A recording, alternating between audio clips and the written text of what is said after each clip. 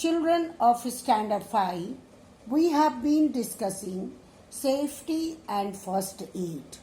We talked about safety and first aid, and we talked by maintaining certain safety rules we can avoid accidents, and safety can be observed by following many rules at home, on road, in playground, in school. So children, what is first aid? First aid is the immediate help given to the patient or a person, an injured person, before the doctor arrives. And we can avoid accidents by following certain safety rules. So children, we discussed in our earlier classes that what should we take as first aid for burns, and we discussed in case of blisters formation and in case of chemical burn, in case of major burn, in case of minor burn, what should be the first aid and when should we go to the doctor for their help. So children, today we are going to discuss first aid for cuts and scratches.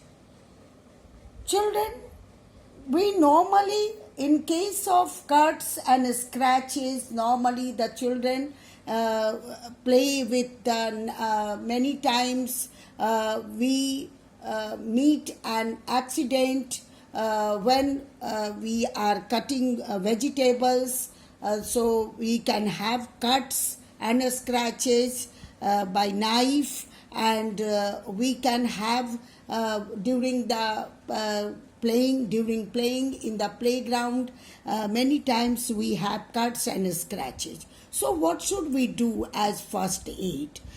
First we should wash the area with running water. So children, as we wash the burnt area with the running water and to make it cool, we normally use ice cubes to cool the burnt area.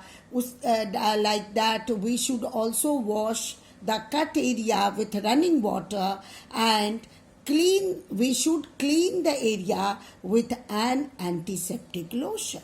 So to avoid any kinds of infection, we should use the antiseptic lotion, and we should cover the area with common wool or with a sterilized bandage. So children, sterilized means boiled bandage with disinfectant, and if in any case, if the cut is deep, we should try to stop the bleeding. So how can we do it? So we should by tying a bandage over the wound, or make a thick pad of sterilized gauze and press it over the wound.